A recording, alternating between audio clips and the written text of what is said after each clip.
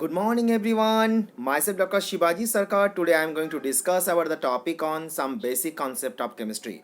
तो some basic concept of chemistry के ऊपर आज डिस्कस करने से पहले और इसे जानने से पहले मैं सभी स्टूडेंट्स एंड सभी व्यूअर को मेरा चैनल डॉक्टर सरकार होम ट्यूशन में सभी को वेलकम करता हूं और उसके साथ ही साथ मैं सभी स्टूडेंट्स एंड व्यूअर को ये बोलना चाहता हूं जो भी स्टूडेंट्स एंड जो भी व्यूअर ने अभी तक मेरा चैनल को सब्सक्राइब नहीं किए वो प्लीज़ मेरे चैनल को सब्सक्राइब कर ले और मेरे चैनल को सब्सक्राइब करने के बाद मेरे चैनल के अंदर जितनी सारी वीडियोस है सभी वीडियोस को देखे और समझे और उसके बाद भी उसके मन के अंदर कोई भी टाइप के डाउट एंड क्वेश्चन है सब्जेक्ट एंड टॉपिक रिगार्डिंग तो उस कंडीशन में स्टूडेंट्स एंड व्यूअर मुझे क्वेश्चन पूछ सकता है मेरे चैनल के कमेंट बॉक्स के अंदर, नहीं तो स्टूडेंट्स एंड व्यूअर मुझे ईमेल भी कर सकते हैं। तो आज हम लोग some basic concept of chemistry के लेक्चर नंबर 6 में हैं। तो आज हम लोग लेक्चर नंबर 6 में डिस्कस करने वाले हैं empirical formula and molecular formula के बारे में और उसके साथ ही साथ मैं आज डिस्कस करने वाला हूं जो एम्पिरिकल फार्मूला के साथ मॉलिक्यूलर फार्मूला का क्या रिलेशन है और उसके साथ में डिस्कस करने वाला हूं कुछ पॉसिबल न्यूमेरिकल के बारे में जो possible numerical empirical and molecular formula regarding है और उसके साथ हम लोग देख लेंगे जब empirical and molecular formula regarding किस तरीके से numerical neat and JW level में पूछा जाते हैं। तो सबसे पहले हम लोग देख लेते हैं जो एम्पिरिकल फार्मूला क्या है। सो एम्पिरिकल फार्मूला का मतलब ये हो रहा है जो it is represent the simple whole number ratio of the various atom present in a compound. So इसे हम लोग एक एग्जाम्पल से भी समझ सकते हैं। जैसे मान लेते हैं यहाँ पर हम लोग एग्जाम्पल CH देख रहे हैं तो C का मतलब हम लोग जानते हैं कार्बन है और हाइड्रोजन का मतलब होते हैं हाइड्रोज H का मतलब यहाँ पर हाइड्रोजन होते हैं। तो अभी क्वेश्चन ये आ रहा है ये एक फॉर्मूला है और इस फॉर्मूला किसे रिप्रेजेंट कर रहा है? It is the simplest formula for benzene. That means इस जगह पे हम लोग ये बोल सकते हैं जो एम्पिरिकल फार्मूला एक ऐसे फार्मूला है जो फार्मूला रिप्रेजेंट करते हैं simple whole number ratio of various atom present in a compound और इसको हम लोगों ने यहाँ पर एक एग्जांपल से भी समझ लिए। लेकिन अभी क्वेश्चन ये आ रहा है तो मॉलिक्यूलर फार्मूला क्या है? So molecular formula show that exact number of different type of the atom present in a molecule of a compound. जैसे यहाँ पर हम लोग एग्जांपल में देख रहे हैं C6H6 है और ये रिप्रेजेंट करता है बेंजीन को। लेकिन हम लोग जब इस एम्पिरिकल फार्मूला के साथ मॉलिक्यूलर फार्मूला का एग्जांपल से उसे डिफरेंशिएशन करते हैं तो उस जगह पे हम लोग क्या देख पा रहे हैं? उस जगह पे जब हम लोग एम्पिरिकल फार्मूला के बारे में बोले तो उस जगह पे हम लोगों ने देखा जो बेंजीन को हम लोग रिप्रेजेंट कर रहे कार्बन और हाइड्रोजन से। दैट मीन्स यहाँ पर हमें एम्पिरिकल फार्मूला से ये पता चल रहा है जो बेंजीन एक ऐसे मॉलिक्यूल है जो मॉलिक्यूल कार्बन एंड हाइड्रोजन से बना हुआ है। और उसके साथ साथ मैंने ये भी बोला जब हम लोग एम्पिरिकल फार्मूला को रिप्रेजेंट करते हैं तो ये फॉर्मूला क्या है? ये एक सिंपलेस्ट फॉर्मूला है जो फॉर्मूला में हम लोग क्या देख पाते हैं? The number of ratio of the various atom. तो जैसे हम लोग जानते हैं जो बेंजीन के अंदर जब हम लोग जाएंगे तो बेंजीन के एग्जांपल जब हम लोग लेंगे तो बेंजीन के अंदर कार्बन होते हैं 6 और हाइड्रोजन होते हैं 6। दैट मीन्स उसका रेशियो हम लोग निकालते हैं तो रेशियो कितना निकालते हैं? कार्बन और हाइड्रोजन के रेशियो 1:1 निकालते हैं। दैट मीन्स यहाँ पर हम लोग उसको सिंपल फॉर्म में रिप्रेजेंट करें तो उसे हम लोग कैसे रिप्रेजेंट कर सकते हैं? उसे हम लोग रिप्रेजेंट कर सकते हैं C&H के फॉर्म में जो यहाँ पर हम लोग रिप्रेजेंटेशन के फॉर्म में देख पा रहे हैं और इसीलिए हम लोग इसे CH को यहाँ पर सिंपल फॉर्मूला बेंजीन के हिसाब से कंसीडर कर रहा है जिसे हम लोग एम्पिरिकल फॉर्मूला का रिप्रेजेंटेशंस बोल सकते हैं। लेकिन जब हम लोग मॉलिक्यूलर फॉर्मूला की तरफ जा रहे हैं तो उस जगह पे मैंने क्या बोला जो मॉलिक्यूलर फॉर्मूला से हमें क्या पता चल सकता है? मॉलिक्यूलर फार्मूला से हमें ये पता चल सकता है जो number of defined type of the atom जो भी एग्जांपल हम लोग ले रहे हैं उस एग्जांपल में टोटल नंबर ऑफ एटम कितना है, defined type of the atom कितना है, उसे हमें कंप्लीट इंफॉर्मेशंस मॉलिक्यूलर फार्मूला से मिल सकते हैं। जैसे हम लोग एग्जांपल यहाँ पर देख रहे थे या देख पा रहे हैं जो बेंजीन के मॉलिक्यूलर फार्मूला यहाँ पर रिप्रेजेंट किया गया है और हम लोग जानते हैं जो बेंजीन के मॉलिक्यूलर फार्मूला क्या होते हैं? C6H5H6 होते हैं। तो जब हम लोग उसे मॉलिक्यूलर फार्मूला के फॉर्म में रिप्रेजेंट कर रहे हैं तो उसकी हम लोग रिप्रेजेंट कैसे कर रहे हैं? उसे हम लोग रिप्रेजेंट कर रहे हैं C6H6। लेकिन जब मॉलिक्यूलर फार्मूला से हम लोग इसको रिप्रेजेंट कर रहे हैं तो इसमें से हमें क्या पता चल रहा है? इसमें से हमें पता चल रहा है जो बेंजीन एक ऐसे मॉलिक्यूल है जिस मॉलिक्यूल से कार्बन एंड हाइड्रोजन से तो बना हुआ ही है और उसके साथ ही साथ हमें यह भी पता चल रहा है जो ये मॉलिक्यूल के अंदर कार्बन की क्वांटिटी कितना है? इस मॉलिक्यूल के अंदर कार्बन की क्वांटिटी 6 है और उसके साथ ही साथ हमें यह भी पता चल रहा है जो इस मॉलिक्यूल के अंदर हाइड्रोजन की क्वांटिटी भी 6 है। दैट मीन्स इस जगह पे हम लोग अभी देख लिए और ये समझ लिए जो एम्पिरिकल फार्मूला का मतलब क्या हुआ, और उसके साथ ही साथ हम लोगों ने ये भी देख लिया जो मॉलिक्यूलर फार्मूला का मतलब क्या हुआ। दैट मीन्स समरी हम लोग ये निकालते हैं, तो समरी ऐसे निकालते हैं जो एम्पिरिकल फार्मूला से हम लोग कौन से एटम मॉलिक्यूल के अंदर प्रेजेंट है उसका रेशियो के फॉर्म में हम लोग उसको निकाल सकते हैं और उसके बारे में हम लोग उसको पता कर सकते हैं। लेकिन जब हम लोग मॉलिक्यूलर फार्मूला की बात करेंगे तो उस जगह पे मॉलिक्यूलर फार्मूला से हम लोग जो भी मॉलिक्यूल की बात हम लोग कर रहे हैं उस मॉलिक्यूल के अंदर total number of atom, defined type of the atom कितना प्रेजेंट है उसके बारे में हमें इंफॉर्मेशन मिलते हैं। तो इस जगह पे हम लोगों ने देखा जो empirical formula and molecular formula के बारे में। तो अभी क्वेश्चन ये आ रहा है जो एम्पिरिकल फार्मूला के साथ मॉलिक्यूलर फार्मूला का क्या कोई रिलेशन है। तो हम लोग यहाँ पर देख पा रहे हैं, और मेरे लिए मेरा एडवाइस स्टूडेंट्स के लिए है जो आप इस पॉइंट को अच्छे तरीके से याद रखो, जो डेफिनेटली द एम्पिरिकल फार्मूला के साथ मॉलिक्यूलर फार्मूला का एक रिलेशन है। So now question is rise जो एम्पिरिकल फार्मूला के साथ मॉलिक्यूलर फार्मूला का रिलेशन क्या है। सो हम लोग उस जगह पे इसे लिख सकते हैं जो n is equal to molecular mass divided by empirical formula. तो यहाँ पर हम लोगों ने देख लिया जो एम्पिरिकल फार्मूला के साथ मॉलिक्यूलर फार्मूला का क्या रिलेशन है। सो अभी क्वेश्चन ये जनरेट हो रहा है जो empirical formula and molecular formula regarding questions that means numerical किस तरीके से क्वेश्चन एग्जाम हॉल में नीट एंड जेडब्ल्यू लेवल में पूछा जाते हैं उसे हमें जानना जरूरी है।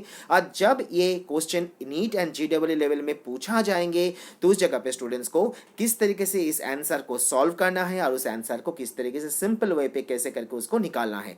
तो हम लोग एग्जाम्पल को यूज करके और एग्जाम्पल के थ्रू पे उसे हम लोग जानने की कोशिश करते हैं। जैसे पहला क्वेश्चन में ऐसा पूछा जा रहा है a percentage of carbon, hydrogen and oxygen in a organic compound are 54.55, 6.06, 36.39. Find out the empirical and molecular formula. Molecular mass of the organic substance is 88 gram mole inverse 1. That means यहाँ पर question को क्या पूछा गया है। Question में ऐसा पूछा जा रहा है जो एक ऑर्गेनिक कंपाउंड दिया गया है, जो भी ऑर्गेनिक कंपाउंड यहाँ पर दिया गया है वो ऑर्गेनिक कंपाउंड कार्बन, हाइड्रोजन और ऑक्सीजन से बना हुआ है। उस जगह पे जो ऑर्गेनिक कंपाउंड है उस ऑर्गेनिक कंपाउंड के अंदर कार्बन की क्वांटिटी 54.55 है, हाइड्रोजन की क्वांटिटी 6.06 है और ऑक्सीजन की क्वांटिटी 36.39 है। तो ऐसा हुआ तो उस जगह पे आपको फाइंड आउट करना है जो उसका एम्पिरिकल फार्मूला क्या है और उसके साथ ही साथ मॉलिक्यूलर फार्मूला क्या है वो भी आपको फाइंड आउट करना है, जहां पर molecular mass of that organic compound is 88 gram mole inverse 1। तो जब ऐसा क्वेश्चन आपको दिया जाएंगे तो उस क्वेश्चन को आप कैसे करके सॉल्व करोगे तो हम लोग उसे अभी देख लेते हैं। तो यहां पर सबसे पहले हमें कैसे करके लिखना है, जैसे यहां पर 3 कंपाउंड जो दिया गया है उस कंपाउंड के अंदर सबसे पहले स्टूडेंट्स को क्या करना है, सबसे पहले स्टूडेंट्स को ये देखना है जो कंपाउंड आपको दिया जा रहा है, जो भी ऑर्गेनिक कंपाउंड आपको दिया जा रहा है पहले आप देख लो जो ऑर्गेनिक कंपाउंड कौन से एलिमेंट से बना हुआ है। तो जैसे ये एग्जांपल जो पूछा गया है इस एग्जांपल में हम लोग यहाँ पर देख पा रहे हैं जो ये एग्जांपल में ऑर्गेनिक कंपाउंड हमारा कार्बन, हाइड्रोजन और ऑक्सीजन से बना हुआ है। तो हम लोग पहले क्या करेंगे, कार्बन लिख देंगे, उसके बाद हाइड्रोजन लिखेंगे और उसके बाद ऑक्सीजन लिख देंगे। उसके बाद सेकंड स्टेप में स्टूडेंट्स को क्या करना है, सेकंड स्टेप में स्टूडेंट्स को जो भी एलिमेंट आपको दिया जा रहा है उस एलिमेंट के एटॉमिक मास आप लिखो। तो कार्बन को दिया गया है, कार्बन के एटॉमिक मास हम लोग जानते हैं कितना होते हैं, 12 होते हैं, तो हम लोगों ने यहाँ पर 12 लिखा। हाइड्रोजन के एटॉमिक मास कितने होते हैं, 1 होते हैं तो 1 लिखा, और ऑक्सीजन के एटॉमिक मास 16 होते हैं तो हम लोगों ने 16 लिख दिए। उसके बाद स्टूडेंट्स को क्या लिखना है, परसेंटेज। यहाँ पर कार्बन के परसेंटेज कितना दिया गया है 54.55, हाइड्रोजन का दिया गया है 9.06 और ऑक्सीजन का दिया गया है 36.39। तो अभी उसके बाद स्टूडेंट्स को क्या करना है, एटॉमिक रेशियो निकालना है। तो क्वेश्चन इस जगह पे जनरेट ये हो रहा है जो आप एटॉमिक रेशियो कैसे निकालोगे। तो एटॉमिक रेशियो निकालने के लिए आपको एक फॉर्मूला याद रखना है। फॉर्मूला क्या है, percentage divided by atomic mass. तो जैसे हम लोग यहाँ पर देख सकते हैं कार्बन की परसेंटेज 54.55 है और एटॉमिक मास उसको 12 है तो उसको डिवाइड कर देंगे। और हाइड्रोजन का निकालना चाहते हैं एटॉमिक में से हो तो उस जगह पे भी सेम फॉर्मूला अप्लाई करना है। फॉर्मूला अभी मैंने क्या बोला, percentage divided by atomic mass. तो परसेंटेज यहाँ पर हाइड्रोजन का कितना दिया गया है 9.06 और उसका एटॉमिक मास 1, तो 1 से इसको डिवाइड कर देंगे। और उसी तरीके से जब ऑक्सीजन का निकालेंगे तो ऑक्सीजन का परसेंटेज कितना दिया गया है 36.39 और उसके बाद उसका एटॉमिक मास कितना दिया गया है 16, तो इसे हम लोग यहाँ पर डिवाइड कर देंगे। तो डिवाइड जब कर रहे हैं तो उस जगह पे हमें कार्बन का कितना आंसर निकाल रहा है 4.55 और हाइड्रोजन का कितना निकला 9.06 और ऑक्सीजन का कितना निकला 2.27। तो इस पॉइंट पे आने के बाद स्टूडेंट्स को अभी देखना है जो 3 जो पॉइंट हमारा निकला, जो एटॉमिक रेशियो जो निकले, ये एटॉमिक रेशियो में सबसे स्मॉलर डिजिट जो है, जो सिंपल नंबर जो है, सो उस नंबर से सभी नंबर को डिवाइड करना। तो यहाँ पर हम लोगों ने क्या क्या आंसर हमारा मिला, यहाँ पर हमें क्या क्या नंबर मिले, एक नंबर मिले 4.55, दूसरे नंबर मिले 9.06 एंड तीसरा नंबर मिले 2.27। तो अभी मैंने क्या बोला, इसमें से हमें कंपेयर करना है सबसे स्मॉलर डिजिट कौन सा है, तो हम लोग यहाँ पर देख पा रहे 2.27। और उसके बाद मैंने क्या बोला, जो भी स्मॉलर डिजिट होंगे उस डिजिट से सभी को डिवाइड करना है।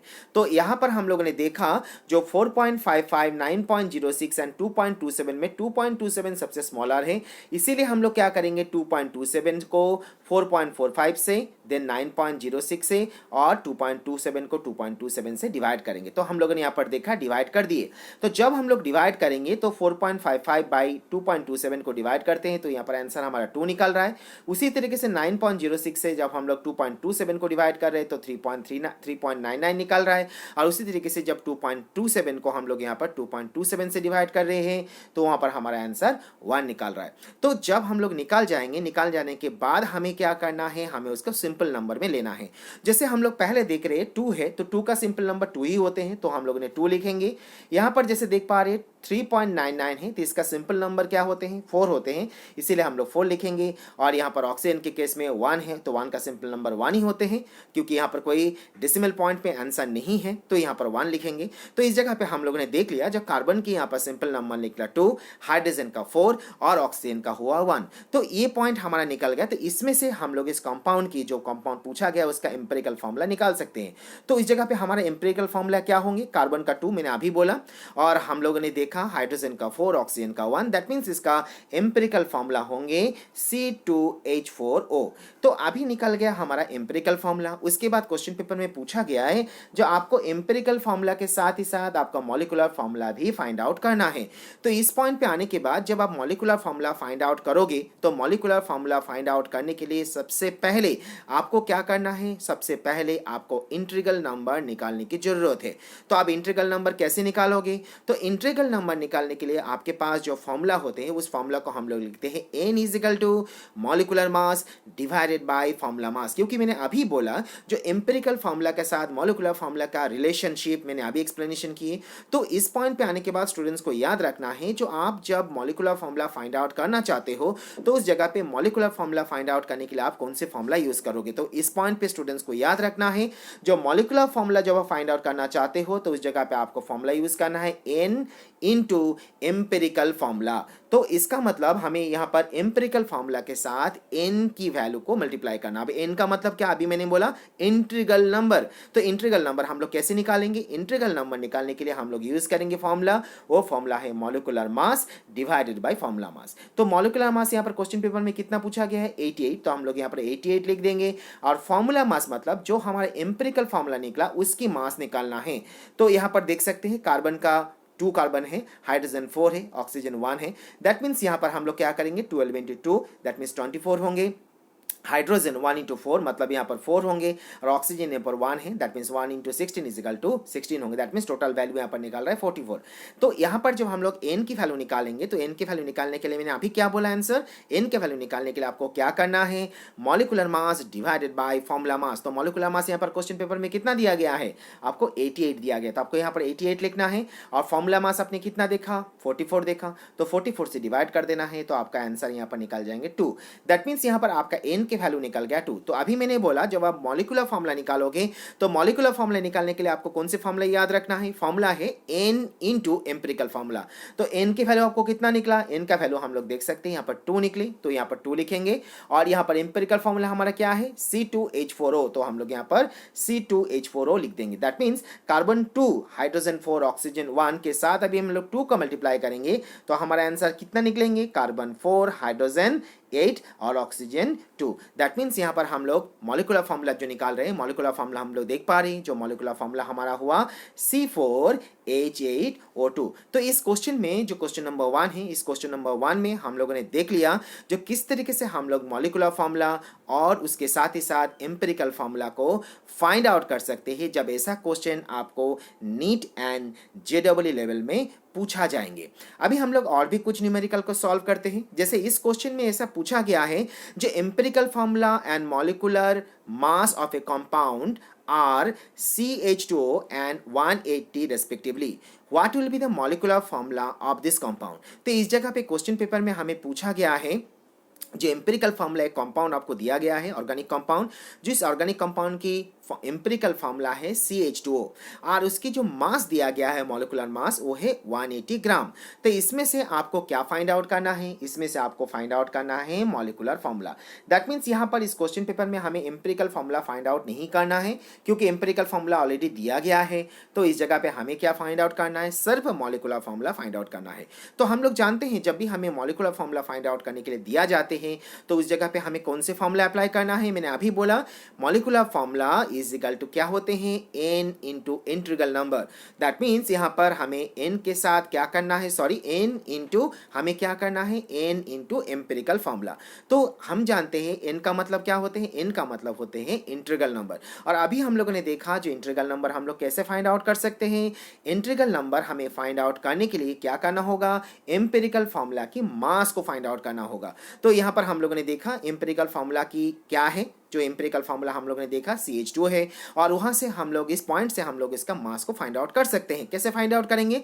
कार्बन की मास कितने होते हैं? 12, तो हम लोगों ने 12 लिखा। हाइड्रोजन के कितने होते हैं? 1 होते हैं, लेकिन यहाँ पर 2 नंबर ऑफ हाइड्रोजन है इसलिए 2 इंटू 1 लिखे। ऑक्सीजन कितना है? 1 है, इसीलिए 1 इंटू 16 लिखे। दैट मीन्स यहाँ पर एम्पिरिकल फार्मूला मास कितना हुआ? 30 हुए। तो हम लोग अभी क्या निकालेंगे? n के वैल्यू निकालेंगे। क्यों निकालेंगे? क्योंकि मैंने अभी बोला जब भी हम लोग मॉलिक्यूलर फार्मूला निकालोगे तो उस जगह पे आपको कौन से फार्मूला अप्लाई करना है? आपको फार्मूला अप्लाई करना होगा integral number, that means n into empirical formula. n के साथ आपको एम्पिरिकल फार्मूला को मल्टीप्लाई करना है। तो n आपको ऐसे निकाल सकते हो। n निकालने के लिए आपको मॉलिक्यूलर मास के साथ एम्पिरिकल फार्मूला मास को डिवाइड करना होगा। तो उस जगह पे हम लोगों ने देखा मॉलिक्यूलर फार्मूला मास कितना है और मॉलिक्यूलर मास कितना है? 180 ग्राम है। तो हम लोग यहाँ पर 180 डिवाइडेड बाय 30 कर देंगे। 30 कहाँ से मिला हमें? एम्पिरिकल फार्मूला मास से मिला। तो यहाँ पर हमारा आंसर निकाल रहा है, n की वैल्यू निकाल रहा है 6। दैट मीन्स अभी हम लोग इस n की जो वैल्यू 6 निकले, इस 6 वैल्यू को क्या करेंगे? हम लोग एम्पिरिकल फार्मूला के साथ इसे मल्टीप्लाई कर देंगे। तो जब मल्टीप्लाई करेंगे तो कार्बन की क्वांटिटी कितना आ जाएंगे? 6 आ जाएंगे। हाइड्रोजन की क्वांटिटी कितना आ जाएंगे? 6 इंटू 2 मतलब 12 आ जाएंगे। और ऑक्सीजन की क्वांटिटी कितना आ जाएंगे? 6 आ जाएंगे। दैट मीन्स यहाँ पर हमारा मॉलिक्यूलर फार्मूला होंगे C6H12O6। तो यहाँ पर हम लोग ने देखा जब क्वेश्चन पेपर में से पूछा जा रहा है, जो आपके ऑर्गेनिक कंपाउंड में एक दिया गया है, जो ऑर्गेनिक कंपाउंड आपको दिया जा रहा है उसका एम्पिरिकल फार्मूला है CH2O, और इस जगह पे जो कंपाउंड आपको दिया गया है उसका मॉलिक्यूलर मास है 180 ग्राम। तो उस पॉइंट पे आप निकालो जो इसका मॉलिक्यूलर फार्मूला क्या होंगे। तो हम लोगों ने यहाँ पर देखा जो इसका मॉलिक्यूलर फार्मूला, ऐसे क्वेश्चन हमें दिया जब जाएंगे नीट एंड JEE लेवल में, तो हम लोग उसको किस तरीके से उसके आंसर को फाइंड आउट करके उसके आंसर को हम लोग लिखेंगे। अभी हम लोग देख लेते हैं नेक्स्ट और एक न्यूमेरिकल को। जैसे यहाँ पर देखा जा रहा है और यहाँ पर हम लोग देख पा रहे हैं जो empirical formula of hexane is C3H7। Its molecular weight is 86.2 mu. What is the molecular formula of hexane? तो यहाँ पर भी सेम टाइप की क्वेश्चन है। यहाँ पर हमें एम्पिरिकल फार्मूला दिया गया है और उसके साथ ही साथ उसका मॉलिक्यूलर वेट भी दिया गया है। तो इसमें से हमें क्या निकालने के लिए बोला गया है? यहाँ से हमें मॉलिक्यूलर फार्मूला फाइंड आउट करने के लिए बोला गया है। दैट मीन्स यहाँ पर हमें एम्पिरिकल फार्मूला फाइंड आउट करने की जरूरत नहीं है, यहाँ पर हमें मॉलिक्यूलर फार्मूला फाइंड आउट करना है। तो अभी मैंने बोला जब आप मॉलिक्यूलर फार्मूला फाइंड आउट करोगे तो उस जगह पे आप कौन सा फार्मूला यूज करोगे? फिर से हम लोग उसकी याद करते हैं। मॉलिक्यूलर फार्मूला फाइंड आउट करने के लिए आप फार्मूला यूज करोगे n into empirical formula. That means n का मतलब मैंने क्या बोला? Integral number into empirical formula. अभी मैंने आपको सिखाया जो इंटीग्रल नंबर आप कैसे निकालोगे। इंटीग्रल नंबर निकालने के लिए आप फार्मूला यूज करोगे molecular mass divided bye formula mass. तो मॉलिक्यूलर मास यहाँ पर क्या दिया गया है? मॉलिक्यूलर मास यहाँ पर 86.2 दिया गया है, तो हम लोग यहाँ पर 86.2 लिखेंगे। और फार्मूला मास क्या है? जो फार्मूला मास मतलब जो एम्पिरिकल फार्मूला दिया गया है उसकी मास निकालना है। तो उसकी मास कितनी होंगे? यहाँ पर कार्बन 3 है, दैट मीन्स 12 इंटू 3 लिखेंगे। और हाइड्रोजन कितना है? 1, उसका मास होते हैं एटॉमिक, और इस जगह पे 7 नंबर दिया गया तो 7 से हम लोग उसको मल्टीप्लाई करेंगे। तो यहाँ पर हमारा आंसर निकाल रहा है जो एम्पिरिकल फार्मूला मास निकला कितना? 43.09। तो हम लोग इंटीग्रल नंबर निकालेंगे। तो इंटीग्रल नंबर निकालने के लिए अभी मैंने बोला क्या करना है? मॉलिक्यूलर मास के साथ फार्मूला मास को डिवाइड कर देना है। तो मॉलिक्यूलर मास कितना है? 86.2 है। फार्मूला मास कितना निकला हमारा? 43.09 निकले। तो इसको डिवाइड करने के बाद हमारा n की वैल्यू यहाँ पर 2 निकाल गए।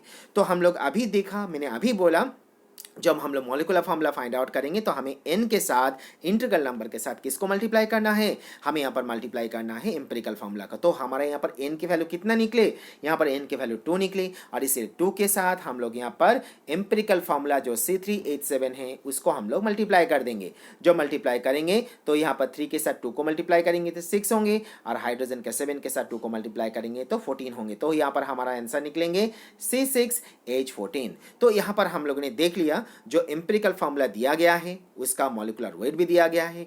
अब उस जगह पे हम लोग इसको मॉलिक्यूलर फार्मूला को किस तरीके से फाइंड आउट करेंगे, और उसके साथ ही साथ हम लोग अभी दूसरे क्वेश्चन भी देख पा रहे हैं। जो क्वेश्चन में से पूछा जा रहा है और हम लोग यहाँ पर क्वेश्चन में देख पा रहे हैं, जो calculate the empirical formula assuming the 100 gram compound which contain 38.70 gram carbon, 9.75 gram hydrogen and rest of oxygen. तो ये क्वेश्चन आपको दिया गया है और इस क्वेश्चन में से आपको क्या निकालना है, एम्पिरिकल फार्मूला निकालना है। जो एक्सप्लेनेशंस मैंने एग्जाम्पल नंबर 1 में दिखाया और उस एग्जाम्पल नंबर 1 को देख के आपको समझना है और उसके साथ ही साथ इसका आंसर निकालना है। तो ये आंसर मैं आपको निकाल के नहीं दे रहा हूँ, ये आंसर आपके लिए रहा और ये आंसर आपको फाइंड आउट करना है। आपको फाइंड आउट करने के बाद इसका आंसर क्या निकालता है ये डेफिनेटली आप मुझे इन्फॉर्म करोगे, और उसके साथ ही साथ मैं आपको ये बोलना चाहता हूं जो ये एक्सप्लेनेशंस और ये इस आंसर को निकालने के टाइम पे, मतलब क्वेश्चन नंबर 4 को निकालने के टाइम पे आपको बहुत ज़्यादा दिक्कत हो रहा है, बहुत ज़्यादा प्रॉब्लम हो रहा है, तो आप मुझे मेरा चैनल के कमेंट बॉक्स के अंदर क्वेश्चन पूछ सकते हो, नहीं तो मुझे ईमेल भी कर सकते हो। और मेरा एडवाइस ये है जो ये जो क्वेश्चन और ये जो पैटर्न मैंने आपको सिखाया एम्पिरिकल फार्मूला और इसके साथ ही साथ मॉलिक्यूलर फार्मूला फाइंड आउट करने के लिए सिंपल जो ट्रिक मैंने सिखाया, किस तरीके से आप इसे फाइंड आउट करोगे, इसे अच्छे तरीके से आप रिकॉल करोगे, रिमेंबर करोगे, क्योंकि ऐसा question neat and JW level में बहुत ज़्यादा मात्रा में जो क्वांटिटी में क्वेश्चन पूछा जाते हैं। तो आज के लेक्चर एंड आज की वीडियो में इतना ही था, और next lecture and next video में हम लोग स्टेचोमेट्री के हिसाब से एंड स्टेचोमेट्री के बारे में डिस्कस करेंगे, और उसके साथ ही साथ हम लोग देखेंगे स्टेचोमेट्री रिगार्डिंग न्यूमेरिकल क्या क्या टाइप के न्यूमेरिकल स्टेचोमेट्री रिगार्डिंग क्वेश्चन पेपर में नीट एंड जेडब्ल्यू लेवल में पूछा जाते हैं। सो लास्ट ऑफ ऑल सभी स्टूडेंट्स एंड सभी व्यूअर को मैं थैंक्स बोलना चाहता हूं, क्योंकि सभी स्टूडेंट्स एंड व्यूअर की तरफ से मुझे number of comments and number of suggestions are so thank you each and every students, each and every viewer for your support, for your comment and for your love. So thank you again.